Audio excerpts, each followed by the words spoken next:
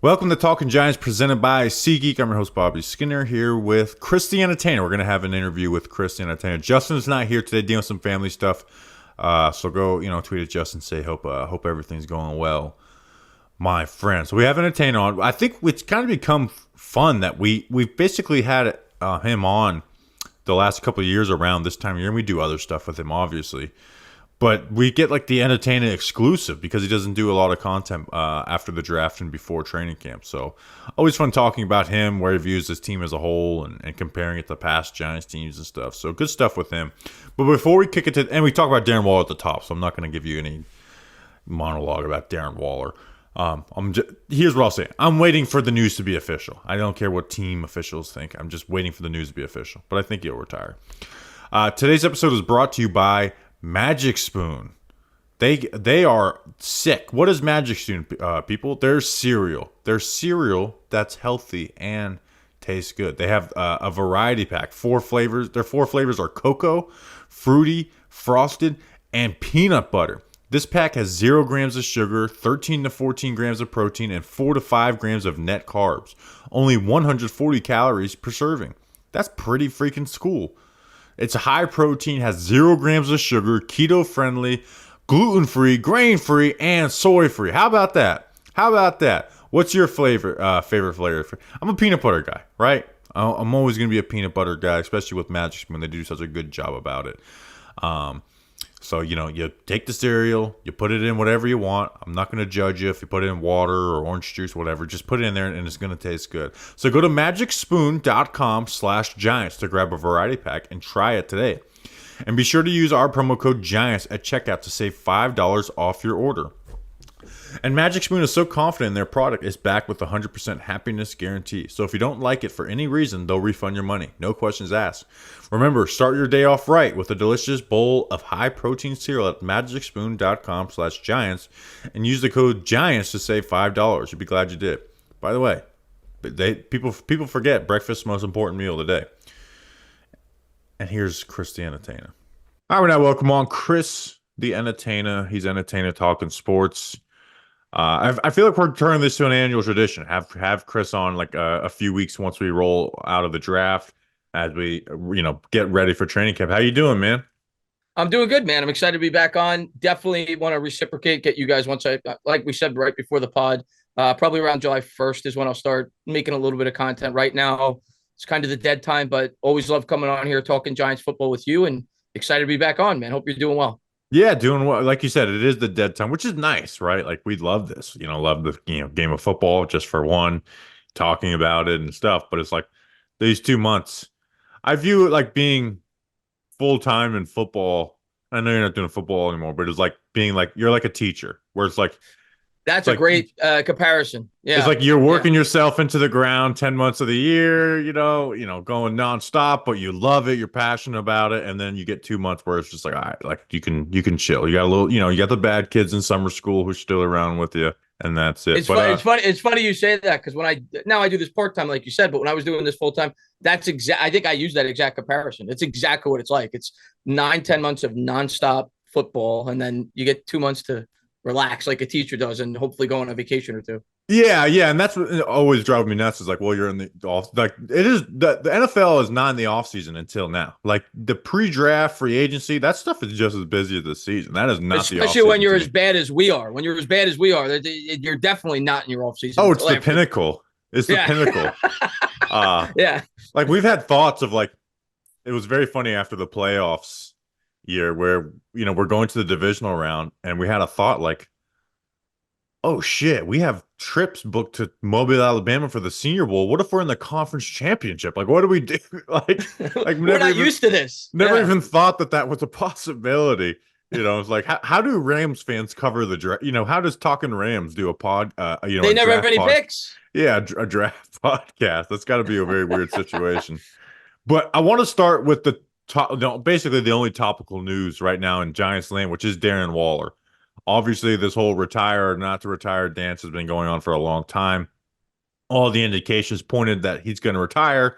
Jordan Renan and Adam Schefter, come out Monday morning saying that The way they worded this though didn't change anything for me. Basically, and I should actually find the tweet so I get it correct. But basically, it's saying like the Giants think he's going to retire, but a decision should be coming in the next week. So it all seems like he's going to retire, which is the most likely thing.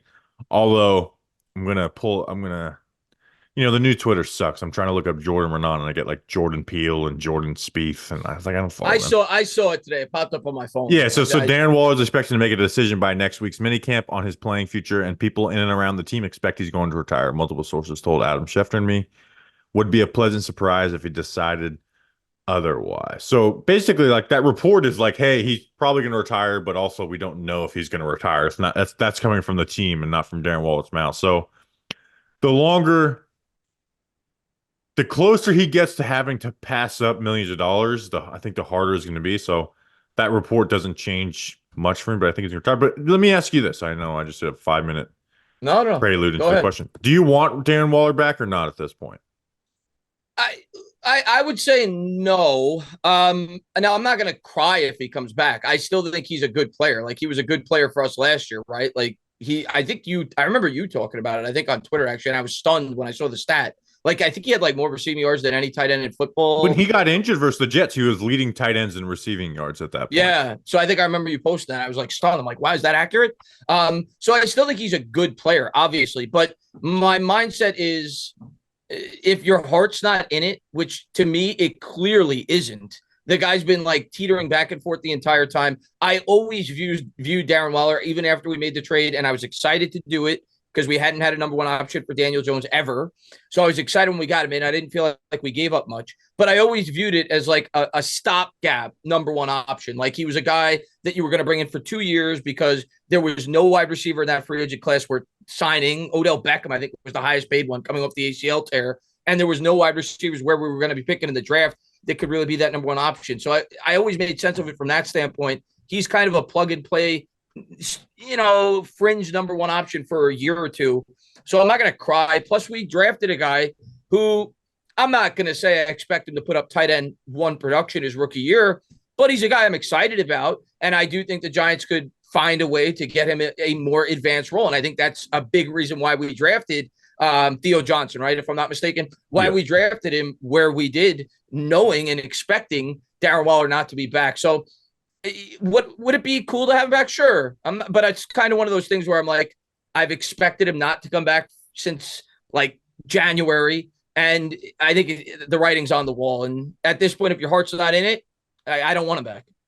In March, when the news first came out, at that point, I was like, I kind of leaned that I want him back, right? He's he's still, like you said, he was leading tight ends in receiving yards. He's still a good player. I know you have to, put him down for 6 missed games at this point, but I wasn't thinking of post. I was like, basically, you're going to save $6 million of cap space. I'd rather just keep Darren Waller at that point. But that was at a point where it's like, hey, he's thinking about retiring. I'm sure a lot of guys think about retiring at the end of the year once they're at that point. Now that we've gotten this far, it's not we're thinking about retiring. He clearly doesn't want to play football anymore. Yeah. But he's going to have to pass up millions of dollars if he doesn't play football anymore.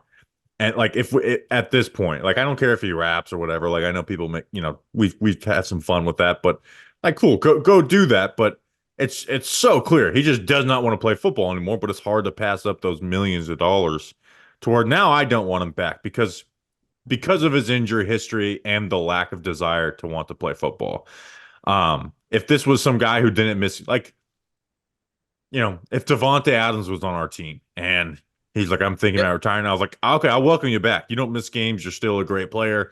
Like, even if you're not fully in it, you're still great. With Darren Waller, it's like, okay, well, you're going to miss 6-7 games. You're not going to be fully into it. So maybe you'll even end up missing more games. You're probably not going to rush back from any injury if you're there. I'm at this point where, like, I'd rather just save that money. And I hope they would use it. Well, are you and team save that cap for, the stuff they have to do in the season and let the rest roll over? Or are you in this, like, go sign an offensive lineman or a corner? Yeah. At this point, Bobby, I don't think if they sign a player, which I'm completely for, But if they sign a player at this point, I don't expect that guy to be a major impact player. I think I think it's a corner. If you're going to sign somebody right now, I think that's what I would predict Joe Schoen would attack, because you look at our secondary, it's really young. Right now, Deonte Banks is our number one. You lose McKinney. You got a rookie safety who I'm excited about, but he's a rookie. So you're really young in that secondary. So if they brought somebody in, I think it would be a veteran DB, probably a cornerback, but it's kind of a plug and play. It's not a guy that is going to be a big time contributor. That's the way I view it. Now, Logan Ryan, we got late in the process, and he actually was really good that 1 year. So maybe you do find, a guy that could be a strong contributor for this team this year, but it's kind of filling holes. But I would rather use the money that way. If you could, I think it's like, what is it, $8-9 million if he were to retire, we would save on this year's cap. I would rather use the funds that way and bring in some depth at the cornerback spot, bring in a veteran presence to help be a good, kind of fill that Adoree Jackson role while you start to implement the younger corners into the starting lineup. Well, you mentioned the Adoree Jackson role. Adoree Jackson himself. Yeah, he might be the best best signing for it. Now he's the guy who's missed a good amount of plus games. He's familiar inside the building. He knows the guys. Not that he's a Bowen guy, but he's a guy that has played with these guys before. So I think he even played 1 year with Shane Bowen too. You're right. Obviously, he came from Tennessee. Now that was his worst year in Tennessee, but he did play with Shane Bowen. So there is some familiarity there, and he did well in that Tennessee system. He was just much more injured at that point. And they would save $11.5 million because it's post June 1. Yeah. Now that means they're gonna have more dead cap the next year. But so they have now there's 4 names that stick out to me. I was unfortunate. I thought Dalton Risner would end up being like the best fit for that, and then he signed with the Vikings again. Greg Van Roten. I don't know. He started at guard for the Raiders last year. He was kind of like an older 1-year wonder, but like to bring in some guard help. If they really want to spend money, Connor Williams, right? Really good center for Miami the last couple of years, was a guard for the Cowboys. Like he could come in and start day one, and then like you said, Adoree Jackson or Xavier Howard are the corners. They're like the corner position.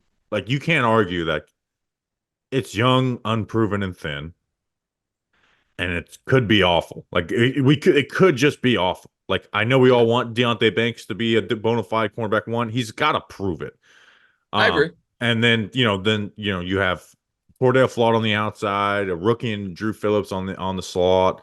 And like you said, like Jason Pinnock and Tyler Trey Hawkins, your guy from last year. Yeah. So like it's very struggling. And then I think they see that with the offensive line. I think they're just kind of like, hey, we're good.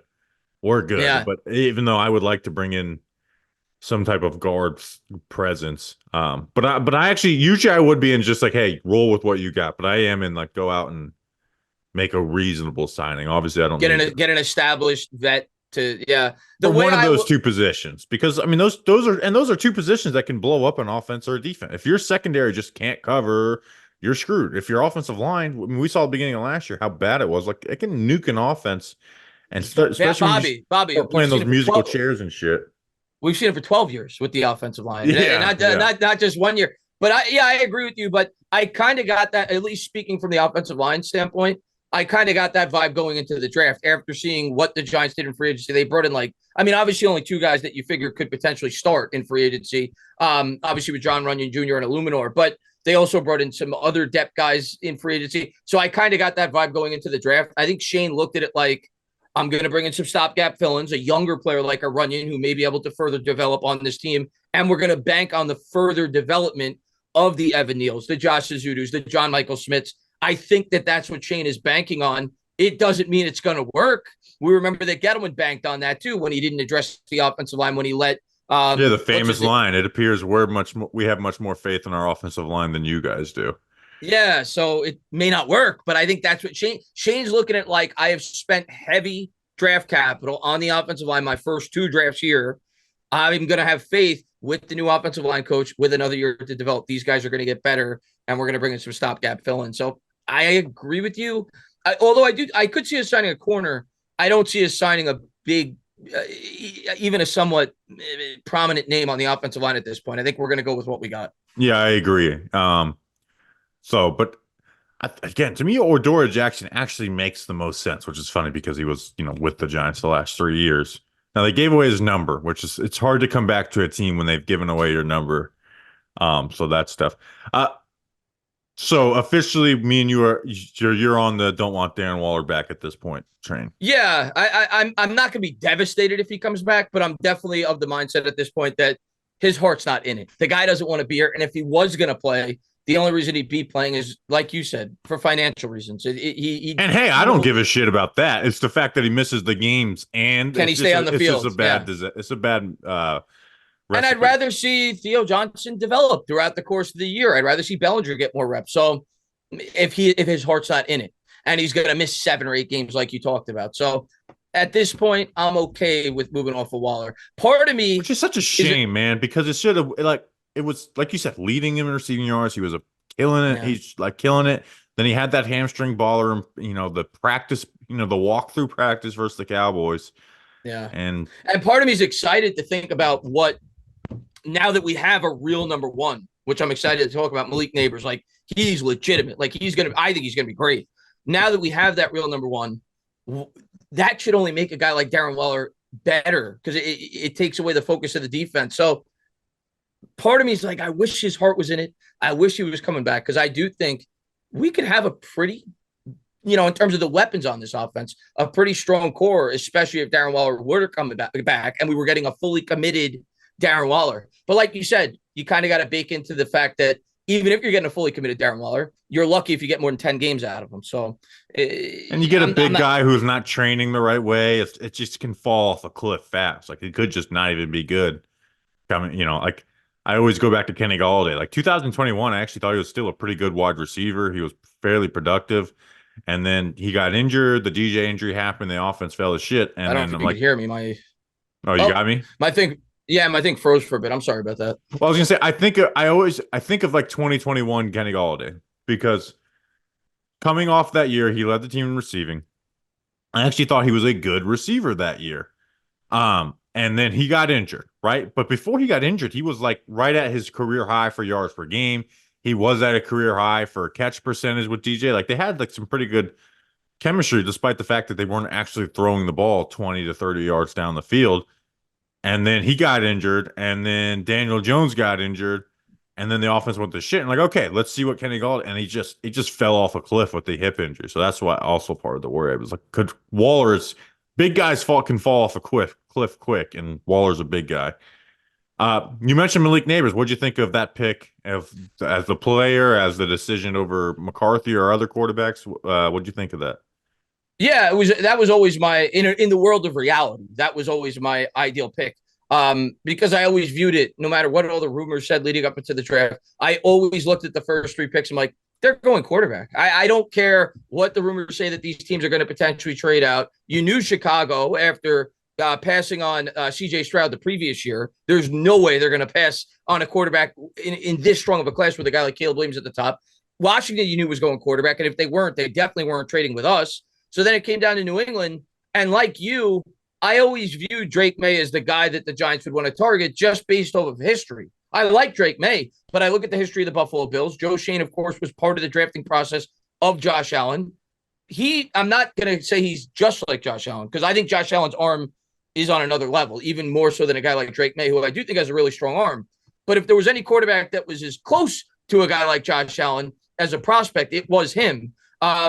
And he also, not that I'm comparing Daniel Jones to Josh Allen, but we're just talking about skill sets. He paid Daniel Jones 6'5", mobile. So you knew he valued that type of quarterback. So I always viewed Drake May as their potential target if they were going to go quarterback. But in the back of my mind, knowing that was a dream and wasn't real, was more than likely never going to happen because New England needed a quarterback. Nabers was always my guy. Like I was thrilled when Nabers was there. I didn't know.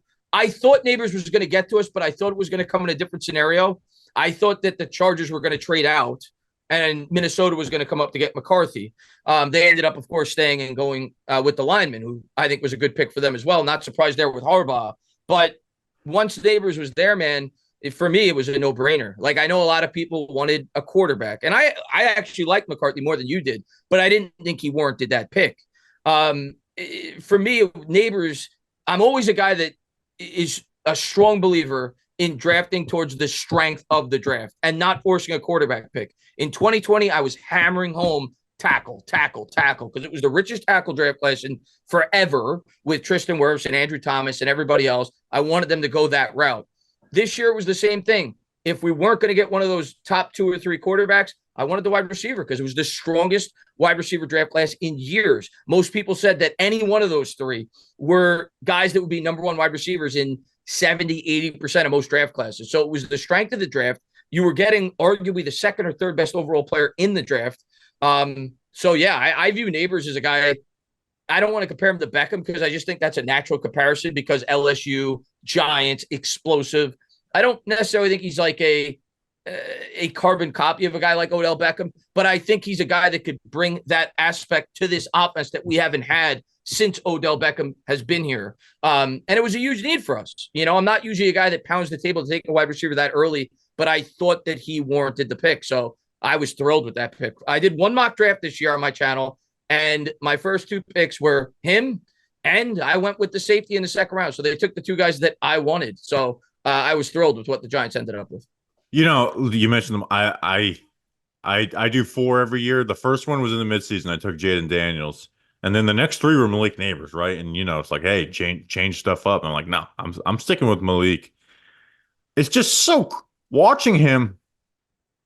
It's just so clear he has every like ability in the world to be just a fucking star, right? It's like everything you look for in a receiver. He does that, whether it's the yak, whether it's the short game, whether it's the intermediate route running, whether it's, you know, taking the top off the defense. He can go up and make a contested catch when he's put in that opportunity, you know, despite, you know, not being like what you consider like a big guy. It's just so clear. And I was not passing that up because I was like, again, I just didn't like Jaden. I just didn't think Jaden McCarthy was worthy of that pick.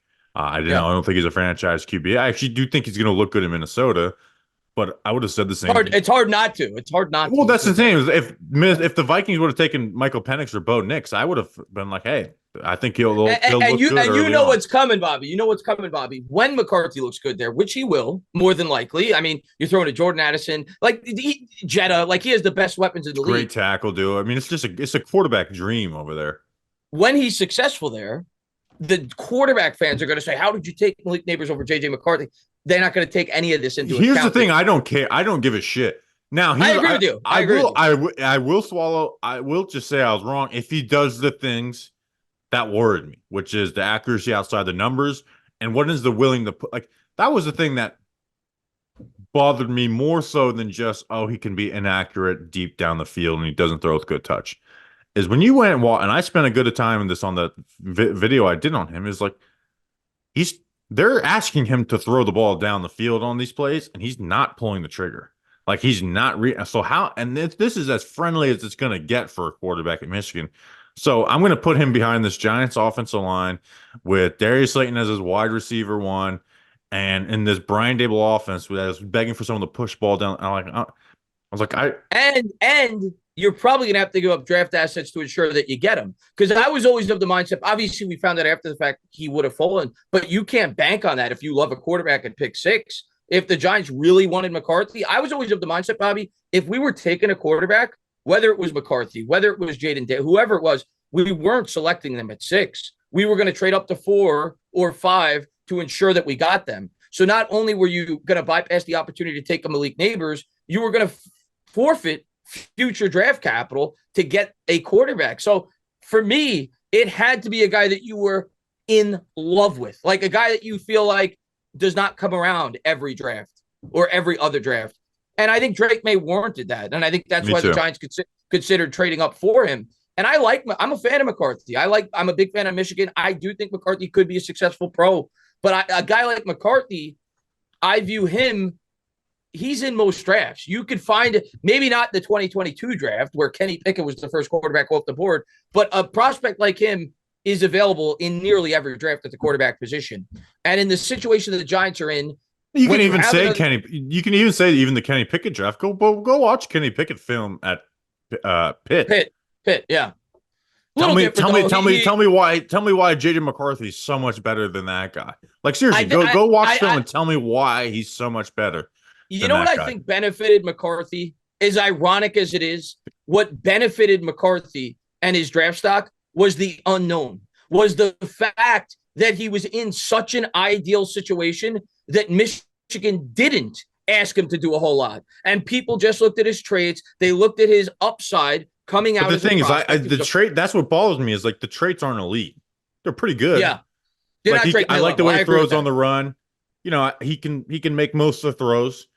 But like, you know, when I think of like, if I'm taking the traits guy, I'm taking the guy that's like has this big ass arm, can be maybe a little too over aggressive, and it's the opposite. It's like he has an NFL arm. Is a good NFL arm, and he's conservative to me, and not just because of what Michigan asked him to do. Because there's time he passed up a lot of shit. He pump faked. He held on to a lot of shit that he should have thrown. Let me ask you a question, Bobby, because I people ask me obviously a lot leading up to it about JJ McCarthy and about a various number of quarterbacks. I always said, and I didn't want to go quarterback unless it was Drake May, but I always said I'd be more inclined and more open to the Giants taking a quarterback like a JJ McCarthy if we were set up like the Vikings currently are.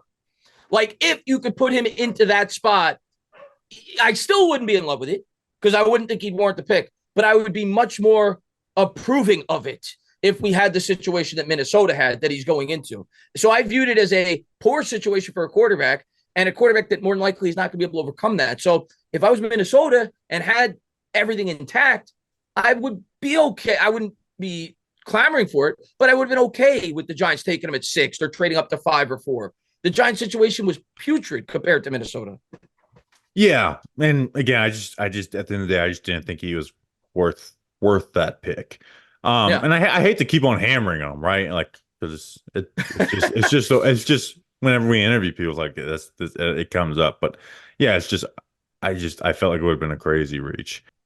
I mean, look, he ended up going QB5. Like, Michael Penix was drafted over him. That was a shocking pick to Atlanta. Yeah, crazy. I wasn't shocked that Penix went top 10 because quarterbacks are so unpredictable. Like, quarterbacks can go anywhere from 5 to 35, like a lot of times. So and it feels like we're getting like it's like you're trying to figure out trends of the NFL, and with quarterback, it's just never a trend. Like the year before, it's like, oh, Will Levis fell to the second round. You know, not all, you know, and then you saw like a bazillion backup quarterbacks taken because of Brock Purdy. And then the year before, you had like Sam Howell in the 5th round, and no quarterbacks were being taken because teams were like, you know what? No use of taking swinging on these day 3 picks, which is always my philosophy. It's just like with quarterbacks, you can never like figure out the trend with the NFL because they're not consistent. It looks like Atlanta, the vibe that I got, is trying to mimic Green Bay. But the difference is in Green Bay, those are late 1st round picks. That's not 8th overall. You're not. And you didn't just sign that guy in free agency. You had him for 15 years. Yeah, exactly. Exactly. So that's what threw me off. Had Penix gone to Minnesota, I wouldn't have been shocked at all. But the fact he went to that team that just spent as much as they did on Kirk Cousins, that was one of the biggest surprises in a long time in the draft. That was a shocker for me. And you talked about, and another thing I want to get off too with quarterbacks is like you talked about, taking the swing on the talent. Like Jaden Daniels. Yeah. I don't think he's going to work out in the NFL. I don't. I see issues. I'm not a huge Jaden Daniels fan either, by the way.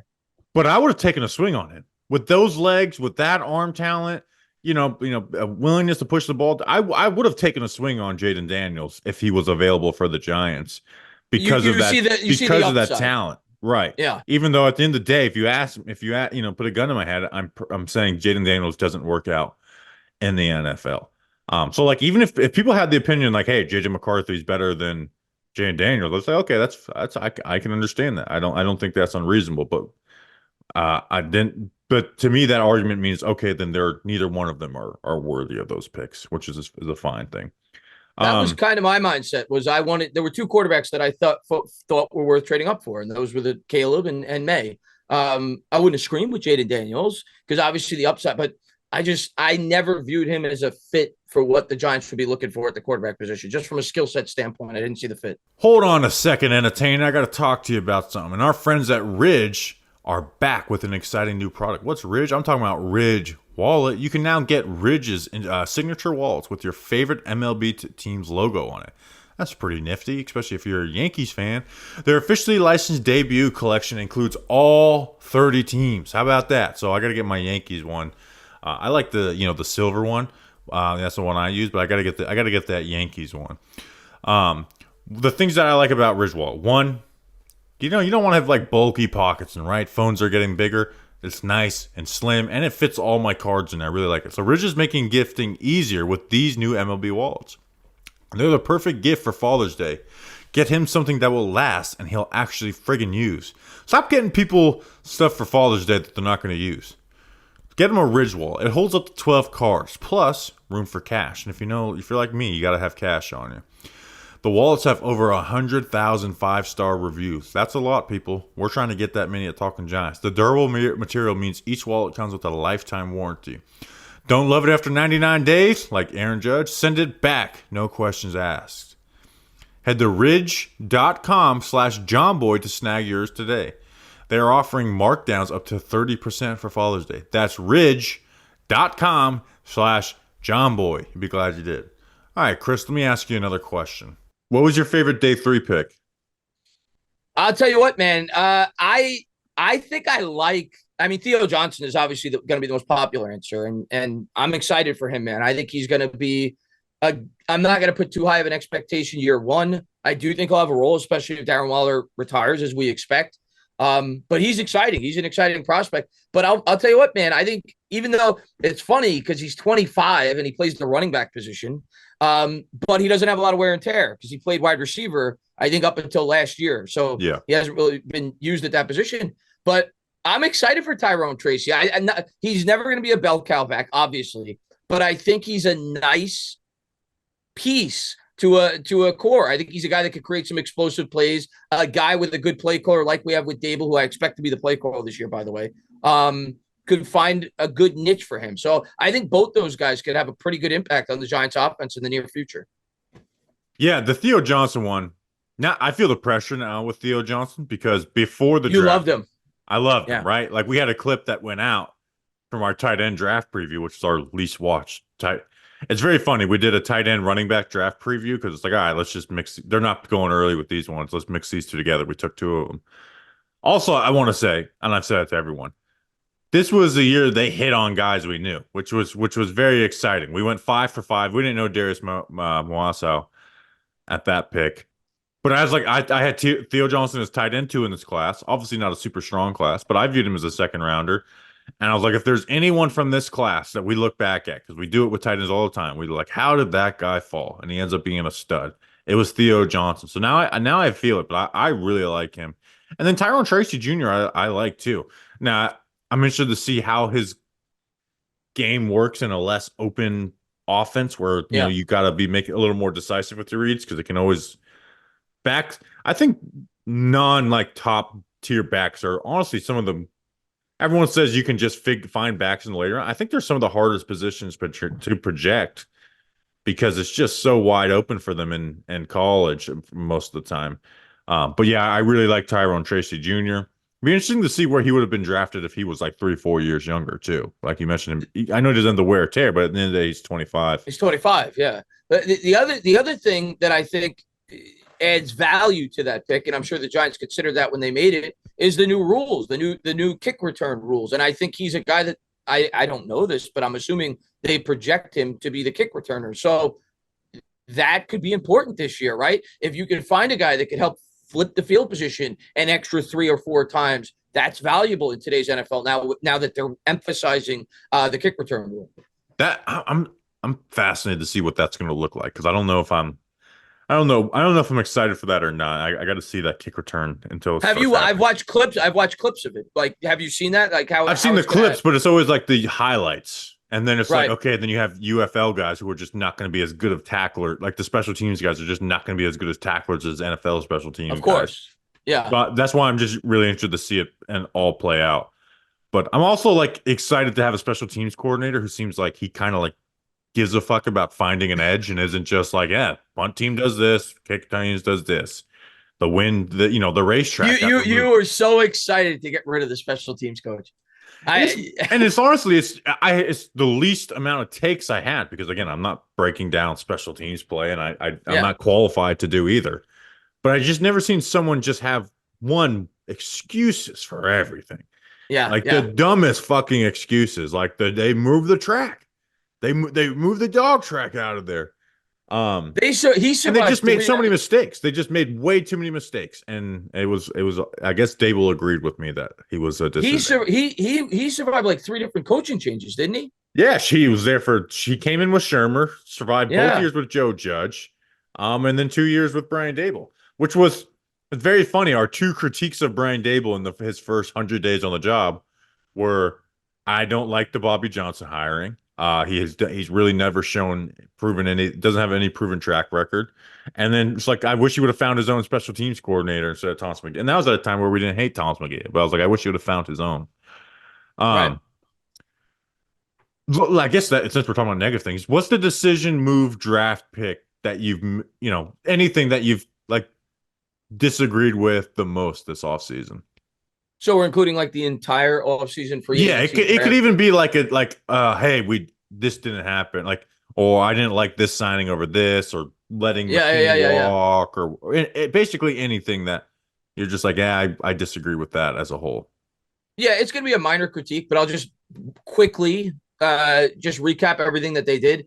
Going into the offseason, I knew that they were going to attack the edge rusher in free agency. It was pretty obvious to me. There wasn't a prominent edge at the top of the draft.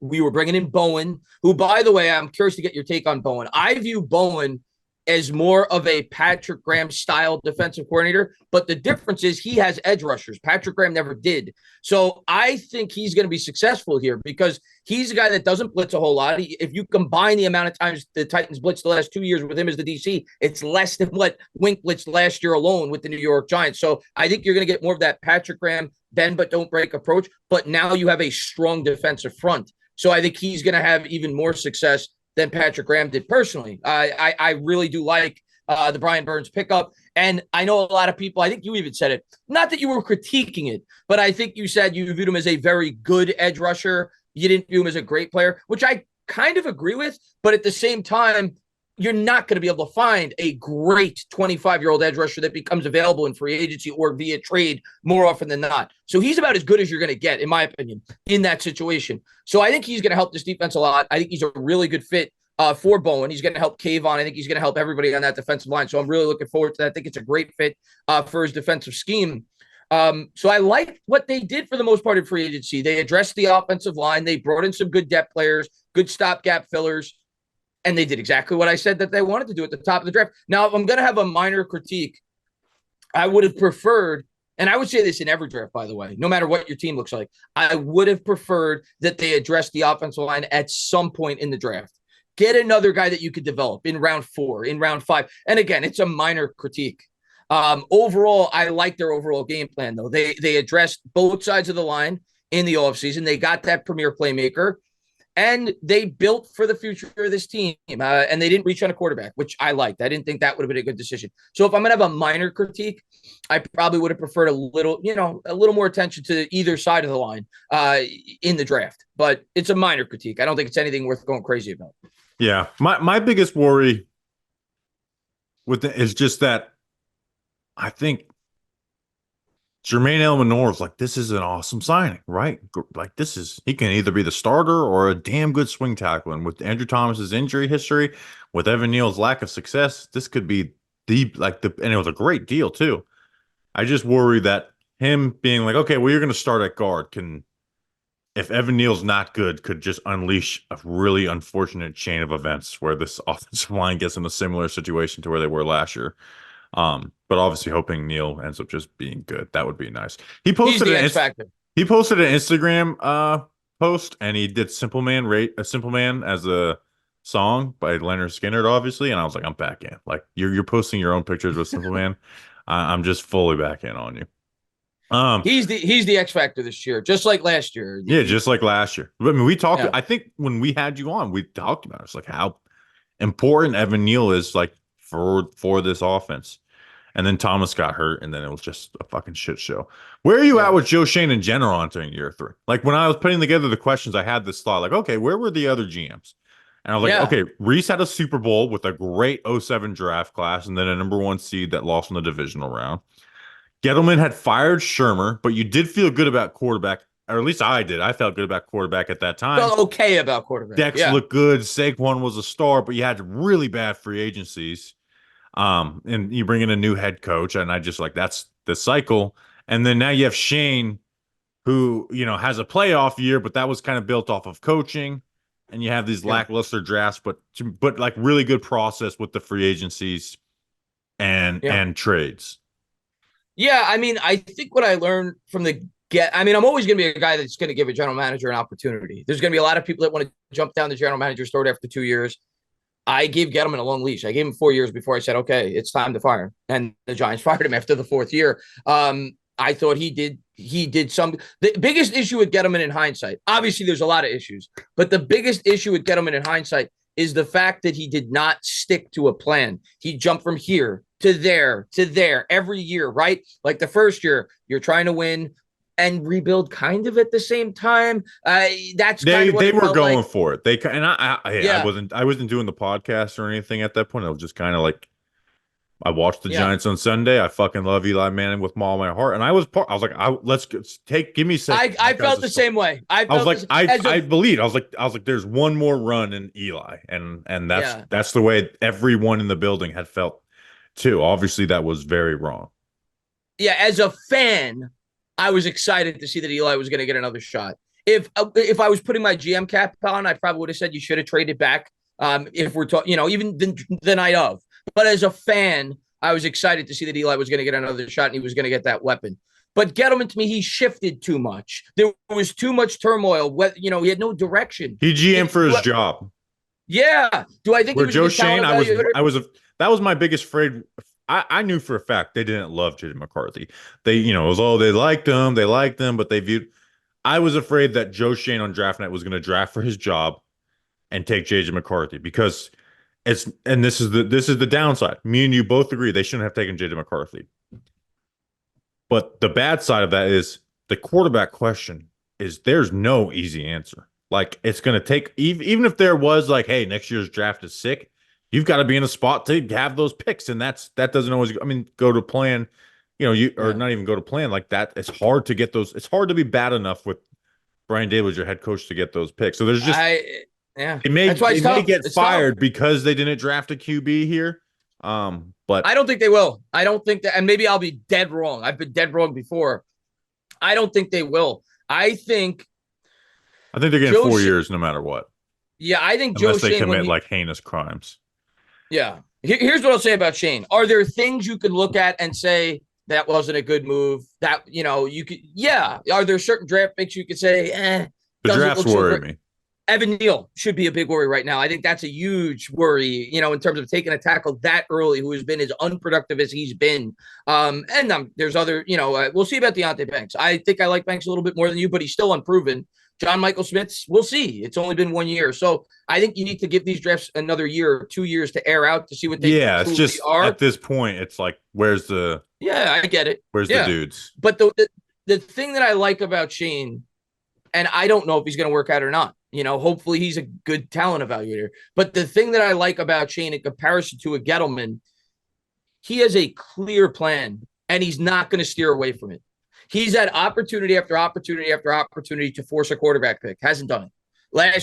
His first year, everybody in the fan base, take Malik Willis, take this guy, take that guy. He recognized that this is a horrible quarterback class. We're going to bring Jones back for a year. We're going to see what he does. We're going to evaluate. The following year, I agreed with the decision to sign Jones. I still agree with the decision to sign Jones. I'm not going to change my opinion on that based off the variables of the 2023 offseason. You were picking 25th.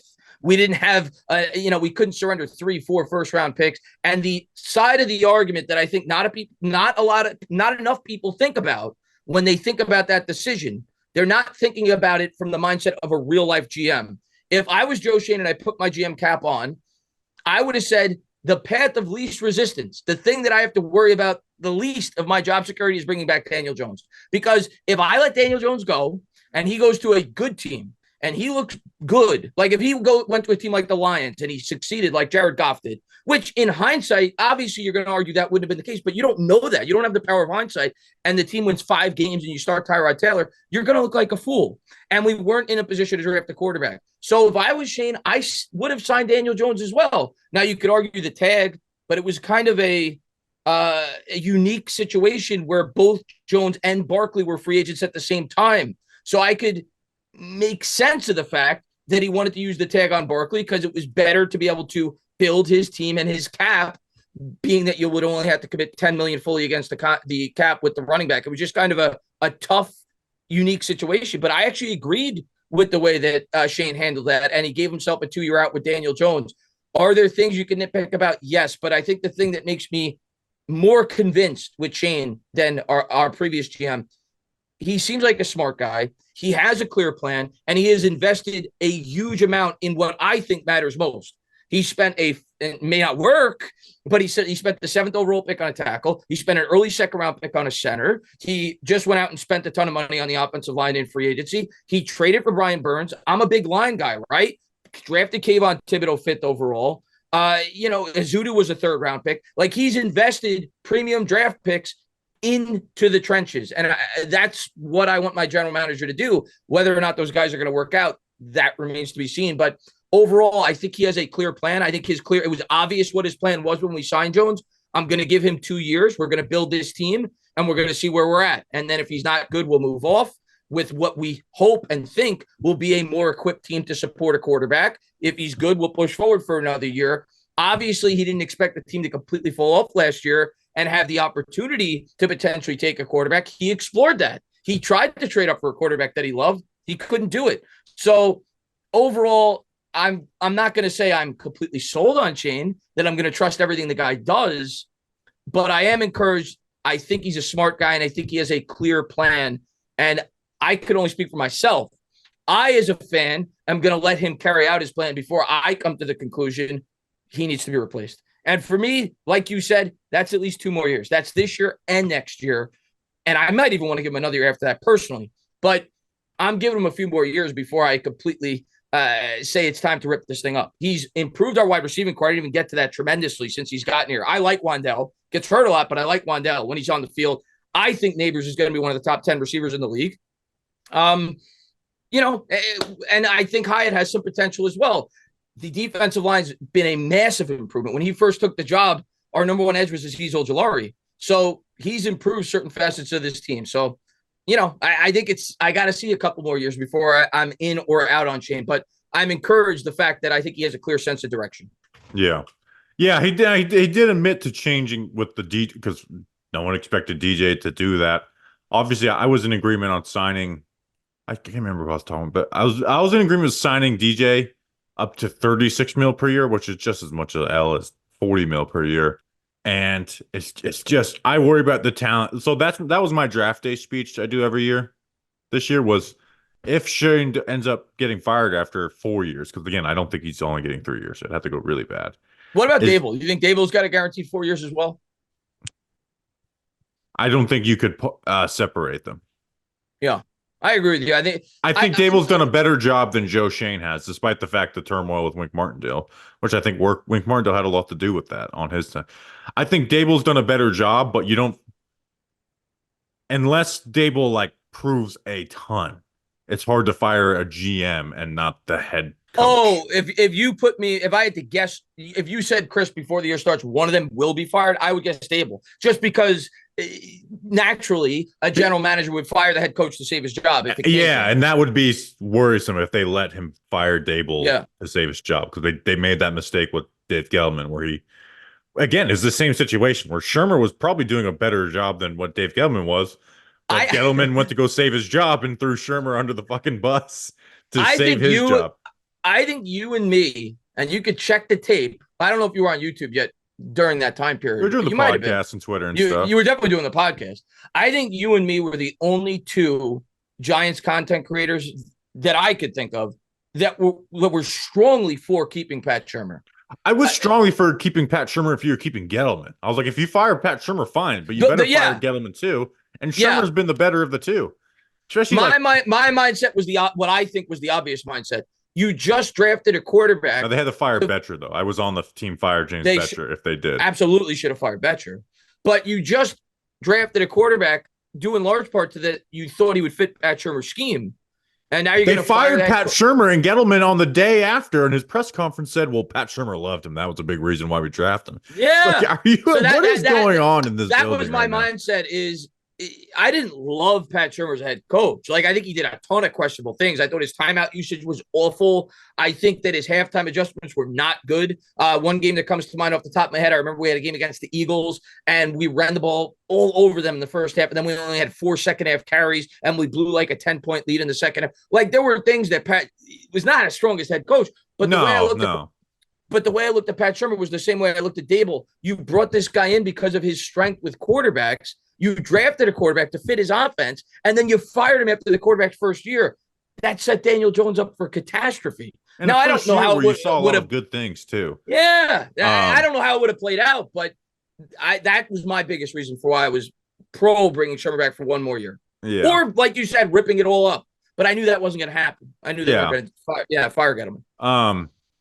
So, but with me with Schoen, it's like if Schoen gets fired, it's not because he didn't get his quarterback. It's because he didn't build a awesome roster while he was looking for the quarterback.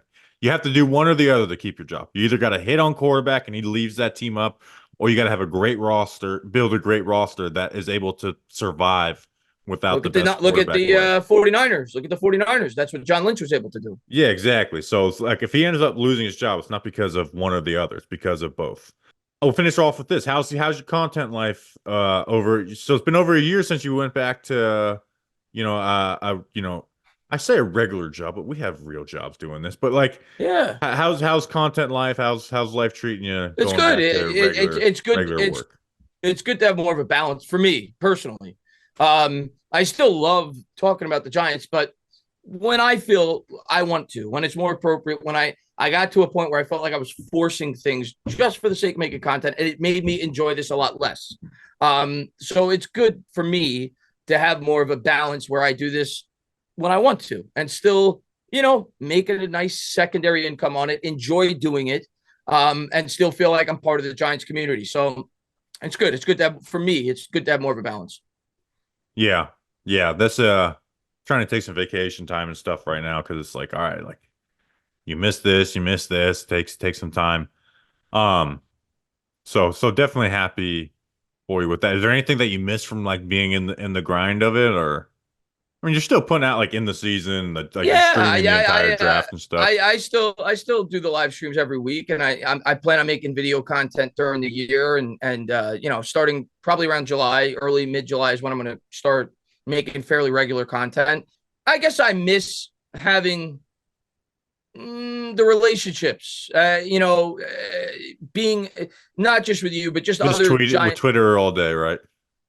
Nah, I can't stand Twitter. I'm messing with you. I mean, having like you on my channel or another, talking to Giants content creators as regularly as I used to. I missed that a little bit, but overall, I'm happier now that I don't feel like I have to do this. I feel like I want to do this, and that was what was important to me. Yeah. Have you? Like, I remember me and you talked about it because FAN was making a bunch of channels. I was like, man, Entertainah would be like perfect for this because like, all four sports. Like you can talk about all four sports. Whereas like, yeah, I could probably kill Giants content of a fan, but if you asked me to talk about hockey, I'd be fucked. I wouldn't be good with hockey, but I know the other sports. But like baseball and basketball, yeah. I could talk basketball. I could get some talking points out on baseball. Have you ever thought about like looking for like a more like you get paid by another company type of thing through all this, or is it just kind of like you're happy doing what you're doing? I would love to do. I wouldn't even know where to start, but I would love to. That's the thing with me is like I got into it like if I was like I don't even know what I would like. What do you put like a for sale sign up? Like come buy my content. I don't know what you do, but I know I've seen some guys that were content creators break into radio and stuff, and I would love to do that. And I do think I would be good at it. I think I have a good voice for it. I do think I'm, like the New York voice, right? I do think I'm fairly educated in terms of the sports teams, around the New York area. I wouldn't even know where to begin, but that would be the dream job for me, being able to do WFAN, 5 days a week, have a reel. And I'll tell you what, Bobby, and it's not so much praising myself. It's more so the crap that they produce. I mean, and I don't listen to WFAN regularly. The only time I really listen to it is when I'm on my way back home from the train, and I only go in once a week to work. I work from home 4 days a week. And once in a blue moon, when I'm out getting stuff, I'll turn on. But the radio, the sports radio, they don't. Every time I turn on, they don't talk about sports. They talk about everything but they talk about everything but sports. And I'm like, no wonder why people come to YouTube to listen to guys like you and me. Yeah. It's not the way it used to be. I feel like they don't talk about sports as frequently as they should. I didn't know that they didn't talk about sports a lot. I'm not saying they don't. I'll pop them on whenever I'm up in New York here. I will defend them on this. Their social media team does them no favors. They find like anything that they say that like they could be like completely joking and be like, this guy says that, Pete Alonso is a piece of shit. And it's like he said it within a joke in a minute. And they will clip that up because they know it's going to get so much interaction when it makes their hosts look awful. That's just the way, not just with them. That's just the way sports, just media in general is now. Yeah, so it's like, man, they're like there's times with us where it's like, yeah, I have a hot take on this, and I'm gonna get mad, but it's like I also like, I'm not putting that on, I'm not clipping that up and putting it on social because they're not gonna hear the whole 10-minute conversation around it, and it's just like that's one thing I can't stand, and you guys haven't done this to me, but when I go on a channel and I give like a hot take, like as a guest, I've seen people do this to me before. They will post just a snippet of the hot take and then post it on social media. I'll be like, you're making me look like a jerk. Like that, show the full context. Show how I came to that point before you just show that like 20-second little tidbit. Yeah, I'm annoying with that to a point where it's like I probably over-explain myself sometimes because it's like I want to hit this from every single angle. But hey, man, we appreciate you jumping on. We'll talk soon as camp gets rolling around, and I'm sure we'll see you around, man. I appreciate you jumping on with us. Yeah, no, I had a blast. Always love coming on here. And we didn't even have to talk about Daniel Jones. I was surprised we didn't get into that. Yeah, it's honestly my conversation because it's what else needs to be said. Like we all know where we're at this point. There's like, there's 5% of people who hate him with, like the like they hate, war criminals, and then there's 5% of people who are still holding out like it's gonna work out, and then there's it's like politics, and there's like 90% who understand what the situation is. I'm not gonna argue against the 5% on each side. I'm just gonna like the 90% know where we are. Yeah, I just real quick, the way I view the DJ situation going into this year is almost identical to the way that I viewed the DJ situation going into 2022. Like going into 2022, I viewed him as a lame duck quarterback who needed to make the playoffs and have a good year to keep his job. I view it the same way this year. He's under contract next year, but we could save 20 if we cut him. He has to play well enough which means make the playoffs again, where the $20 million of cap savings doesn't offset the reason why you would keep him. And obviously we're picking early. He's gone anyway, but it's almost identical to me as pre-2022 for Daniel Jones. Yeah. That's the way I view it. Here's the thing that's changed for me is I'd have to see the aggression paired with like playing, because he played well in 2022. Anyone that says he didn't play well in 2022 is wrong. He played really well. But we had this, and we talked about this on the episode where he signed his contract, is like, there's a big question out there. It's like there was some shots left on the field. Now, there wasn't a ton because they didn't call these plays a ton. Is that because, one, he's not taking them? Is it because of the offensive line, which was bad? Or was it because the receiving core only had Slayton as someone who you could like consistently push the ball down the field to? And that's where I thought we got our biggest answer of Jones. Like, I'm not looking at Jones' stats and like, oh, those are off. I look at those 4 or 5 plays a game where it's like, throw the damn ball. And so for me, it's the same with it's similar to JJ McCarthy. Like, you can't just play well. You gotta start doing that thing that I haven't seen you do since basically 2019 and beginning of 2020, even though it wasn't as successful in the beginning of 2020.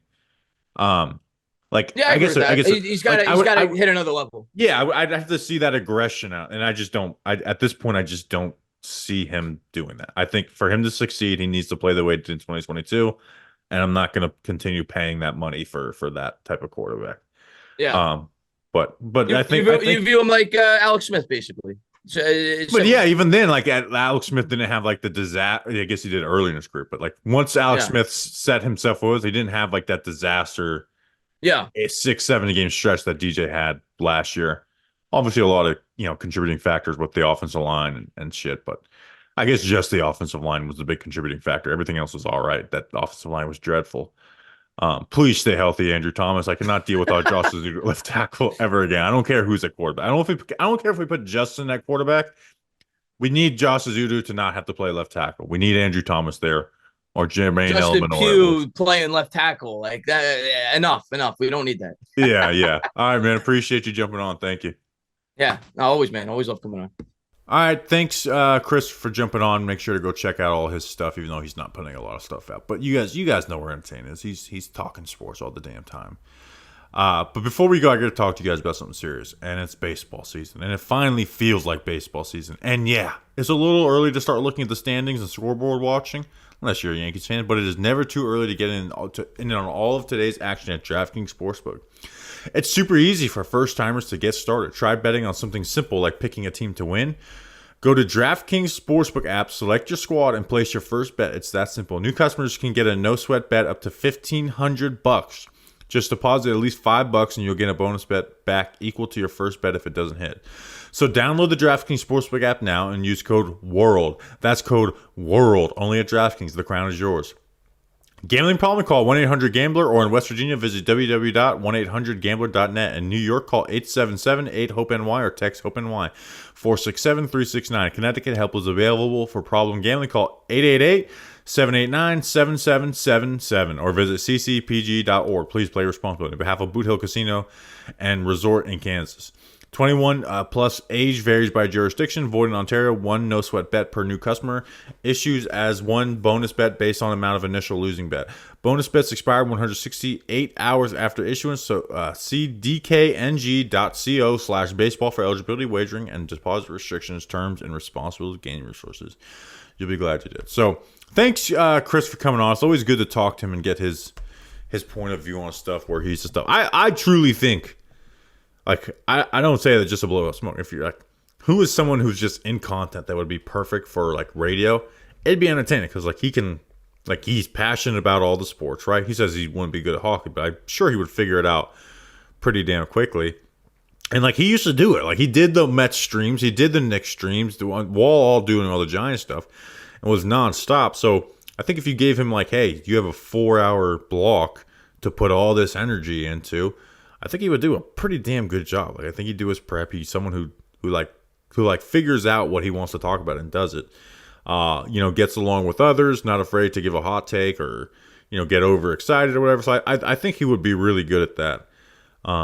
So maybe tweet at your favorite WFAN person to say that Chris and Entertainah deserves their job or not their job and someone else's job. But I do think that would be a great fit one day. Like, I think Chris should be working full time in sports media. I think he's too good at it not to. But so I always enjoy having him on. So Justin, we hope everything's going well. I'm going to be on vacation next couple weeks. Going to be doing Talking Giants, episodes during that time. But we'll, mini camp and OTAs are slowing down, and then we hit that dead time, which is honestly fun for the pod. So. Appreciate you guys. We'll see you on the next one. We'll be back Friday. Probably do a mailbag or something. Until then, let's go Big Blue.